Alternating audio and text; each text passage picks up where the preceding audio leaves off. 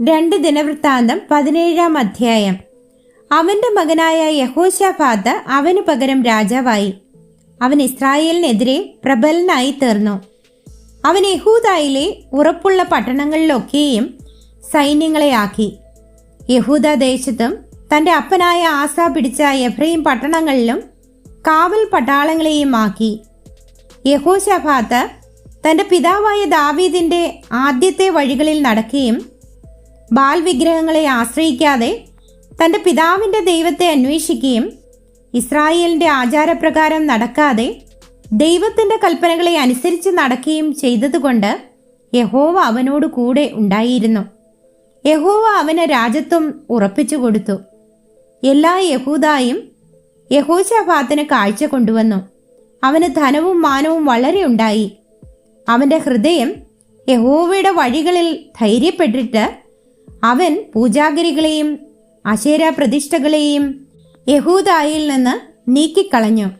അവൻ തന്റെ വാഴ്ചയുടെ 3-ാം ആണ്ടിൽ യഹൂദ നഗരങ്ങളിൽ ഉപദേശിപ്പാനായിട്ട് ബെൻ ഹയീൽ, ഓബദ്യാവ്, സെഖര്യാവ്, നെഥനയേൽ, മീഖ എന്നീ തന്റെ പ്രഭുക്കന്മാരെയും അവരോടുകൂടെ ശെമയ്യാവ്, നെഥന്യാവ്, സെബദ്യാവ്, അസായേൽ, ഷെമീരാമോത്ത്, യഹോനാഥാൻ, അദോനിയാവ്, തോബിയാവ്, തോബ്, അധോനിയാവ് എന്നീ ലേവ്യരെയും അവരോടുകൂടെ എലീഷാമ, യഹോരാം എന്നീ പുരോഹിതന്മാരെയും അയച്ചു.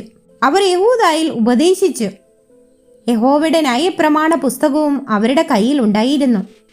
അവർ യഹൂദ നഗരങ്ങളിലൊക്കെയും സഞ്ചരിച്ച് ജനത്തെ ഉപദേശിച്ചു. യഹോവയെങ്കിൽ നിന്ന് ഒരു ഭീതി യഹൂദായ്ക്ക് ചുറ്റുമുള്ള ദേശങ്ങളിലെ സകല രാജ്യങ്ങളിന്മേലും വീണിരുന്നതുകൊണ്ട് അവർ യഹോശാഫാത്തിനോട് യുദ്ധം ചെയ്തില്ല. ഫെലിസ്ത്യരിലും ചിലർ യഹോശാഫാത്തിന് കാഴ്ചയും കപ്പമായി വെള്ളിയും കൊണ്ടുവന്നു. അരാബ്യരും അവന് 7700 ആട്ടുകൊറ്റനും 7700 വെള്ളാട്ടുകൊറ്റനുമുള്ള ആട്ടിൻകൂട്ടത്തെ കൊണ്ടുവന്നു. യഹോശാഫാത്ത് മേൽക്കുമേൽ പ്രബലനായി തീർന്നു. യഹൂദായിൽ കോട്ടകളെയും സംഭാര നഗരങ്ങളെയും പണിതു. അവന് യഹൂദ നഗരങ്ങളിൽ വളരെ പ്രവൃത്തിയുണ്ടായിരുന്നു.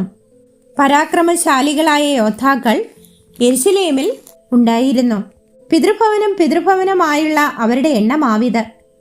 യഹൂദായുടെ സഹസ്രാധിപന്മാർ: അദ്നാ പ്രഭു, അവനോടുകൂടെ 3,00,000 പരാക്രമശാലികൾ. അവന്റെ ശേഷം യഹോഹാനാൻ പ്രഭു, അവനോടുകൂടെ 2,80,000 പേർ. അവന്റെ ശേഷം തന്നെത്താൻ മനഃപൂർവ്വമായി യഹോവയ്ക്ക് ഭരമേൽപ്പിച്ചവനായ സിക്രിയുടെ മകൻ അമസ്യാവ്, അവനോടുകൂടെ 2,00,000 പരാക്രമശാലികൾ.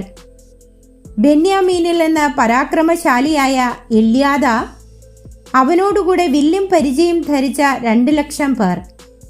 അവന്റെ ശേഷം യഹോസാബാദ്, അവനോടുകൂടെ യുദ്ധസന്നദ്ധരായ 1,80,000 പേർ. രാജാവ് യഹൂദായിലൊക്കെയും ഉറപ്പുള്ള പട്ടണങ്ങളിൽ ആക്കിയിരുന്നവരെ കൂടാതെ രാജാവിന് സേവ ചെയ്തു വന്നവർ ഇവർ തന്നെ.